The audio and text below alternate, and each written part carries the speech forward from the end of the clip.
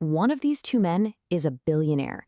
The other one, the man who won the World Cup, the guy most people on Earth call the absolute greatest of all time, technically still isn't. Not yet, anyway. And honestly, that's the part nobody tells you. On the pitch, this is literally the closest rivalry in sports history. But if you follow the money, the gap is not close at all. By 2026, Cristiano Ronaldo's absolute mammoth of a fortune is projected to sit somewhere around $1.2 to $1.4 billion. And Lionel Messi's? We're looking at around $850 million. So how exactly does the guy with 8 Ballon d'Ors, 8 of them, and a World Cup trophy end up trailing behind? Well, here's the twist that makes this entire explainer worth your time. There is one specific clause buried deep in Messi's contract that could erase that entire wealth gap overnight. It could legitimately make him the richer man within just a few years. Stick with me here. We're going to add up every salary, every single boot deal, every hotel, and the wildest contract in the history of sports. By the end of this, you're going to know exactly who really won the money game. Okay, let's start where the money starts, the wages. And to really understand this gap, you've got to go all the way back. Cristiano Ronaldo started at Sporting Lisbon, pulling in roughly €1,500 a week, a totally solid salary for a teenager. Then, Manchester United hit in 2003. Real Madrid in 2009, where his pay just absolutely exploded, past $50 million a year. Juventus in 2018, a quick, dramatic return to United in 2021, and then the move that changed everything financially, Al Nassr in Saudi Arabia, January 2023. Now, Messi's path, way simpler and, for most of it, a lot quieter. One club for 2 straight decades, Barcelona, where he signed some of the richest contracts the sport had literally ever seen. Then Paris Saint-Germain in 2021, then Inter Miami in 2023. But here is the absolutely crucial difference. For the vast majority of their careers, they were earning in roughly the exact same galaxy. Messi's wildly famous final Barcelona contract was reportedly worth over €500 million across 4 years. Ronaldo's Real Madrid and Juventus deals, complete monsters too. They were neck and neck. But then they split, and that split is the entire story. Ronaldo chased the single biggest paycheck on the planet. Messi chased something else entirely. Hold that thought, because today, the wage gap between them is just brutal.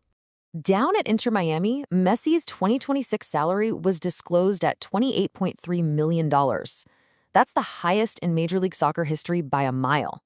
The next highest paid player in the entire league earns about $11 million. But Cristiano Ronaldo, his reported package over at Al Nassr is north of $200 million a year.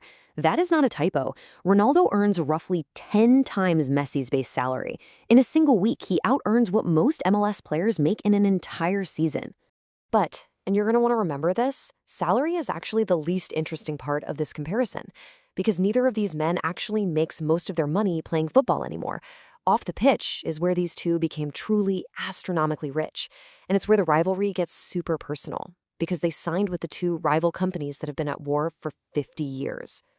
Ronaldo is Nike, Messi is Adidas, and both of them managed to land the holy grail of sports sponsorship, the lifetime deal. Ronaldo's came first, back in 2016. It's a lifetime contract reportedly worth around $1 billion over its lifespan, paying him somewhere near $18 million a year, completely guaranteed, even after he retires. Only a tiny, elite club of athletes have ever gotten one of these. We're talking LeBron James, Michael Jordan, and Cristiano Ronaldo.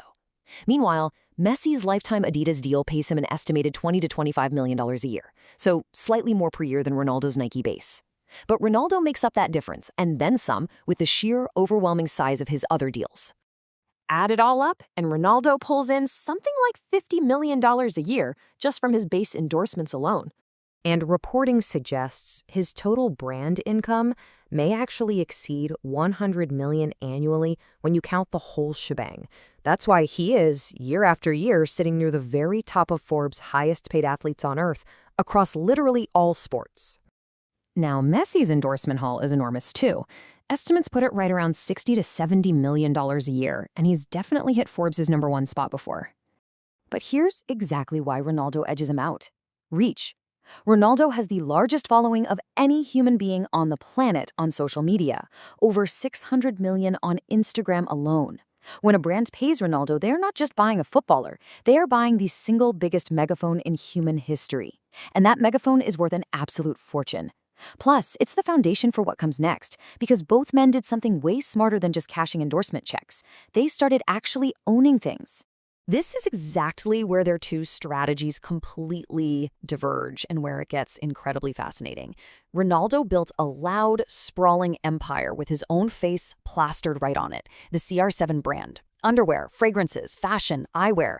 You've got the Pestana CR7 hotels, a 50-50 partnership with Portugal's Pestana Group, with properties rapidly popping up everywhere. Lisbon, Madrid, Marrakesh, New York, his hometown of Funchal, and a huge flagship planned for Riyadh.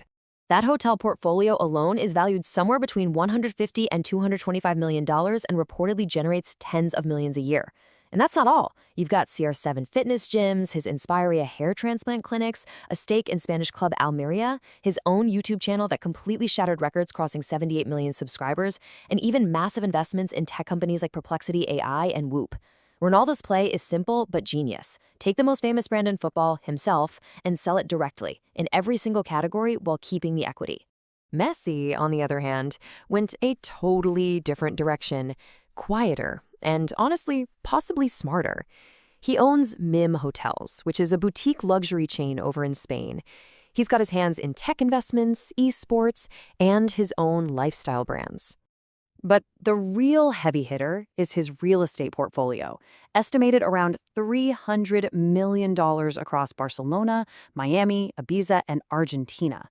It's wealth that just sits there and quietly, steadily appreciates. But here's the thing. Messi's real masterstroke isn't a hotel, and it isn't an apartment building. It's the deal he signed to join Inter Miami, and it is the exact reason this entire explainer has a massive twist ending. But first, the contract that literally rewrote the record books.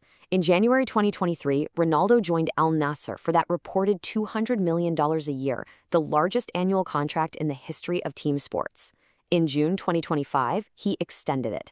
And that signing, that is the exact moment Cristiano Ronaldo officially became football's first billionaire. Let that sink in for a second. Not Pelé, not Beckham, not Messi. Cristiano Ronaldo crossed $1 billion in personal wealth first, and that Saudi money is what finally pushed him over the line. Now, the big question everybody asks, was it worth it? Critics will say he went to a weaker league just for the paycheck, stepping away from the Champions League spotlight right at the back end of his career. Well, here's the case that it was absolutely 100% worth it. Financially, it's not even a debate. No one has ever been paid like this, and a huge chunk of that package isn't even for playing football. It's for image rights, ambassador roles, and reported equity tied directly to Saudi Arabia's massive sports project. Ronaldo didn't just take a salary, he became the face of an entire nation's transformation. And that opened doors, hotels in Riyadh, a sports streaming platform, major business across the Gulf, that the Champions League simply never could. So on pure money, the Saudi move was the single greatest financial decision in the history of the sport, full stop. But it did cost him something money can't buy. The one thing Messi has and Ronaldo doesn't. And that brings us to the only question that actually matters. So let's settle it right now. There are 3 ways to win this. Round 1, total money earned right now. Ronaldo wins, clearly. He's a billionaire. In fact, he's projected to pass $2 billion in total career earnings before he finally retires. That is a number no footballer has ever even approached. Higher salary, bigger endorsements, first to the billion. On the scoreboard today, it's Ronaldo. But round 2, the smart money play. This is Messi's round. Remember that clause we talked about? Messi's Inter Miami deal reportedly gives him the option to take an actual ownership stake in the club when he retires, around 10% with no money down. Think about this. Inter Miami is building a brand new stadium, it's deeply tied into Apple's global streaming deal, and MLS franchise values are absolutely exploding right now. If that club becomes worth a couple of $1 billion, and plenty of people think it will, Messi's slice alone could be worth hundreds of millions. He didn't chase the biggest upfront paycheck. He bought a piece of the future. That could be the exact move that finally makes him a billionaire and quite possibly the richer man long term. And finally, round 3, legacy. This one is entirely up to you to decide. Ronaldo turned himself into a global corporation, a one-man brand worth more than most mid-sized companies. Messi turned a World Cup win and a quiet, highly calculated career into ownership, equity, and a fortune that might still be growing long after both of them have hung up their boots. So here's the real answer. Ronaldo made more money, but Messi, he might have made the smarter money. One built the bigger empire today, The other might just own the bigger one tomorrow. So, which legacy is worth more? Drop your answer in the comments below. Are you taking the empire or the equity? And if you had to take just one of these fortunes, which one are you choosing?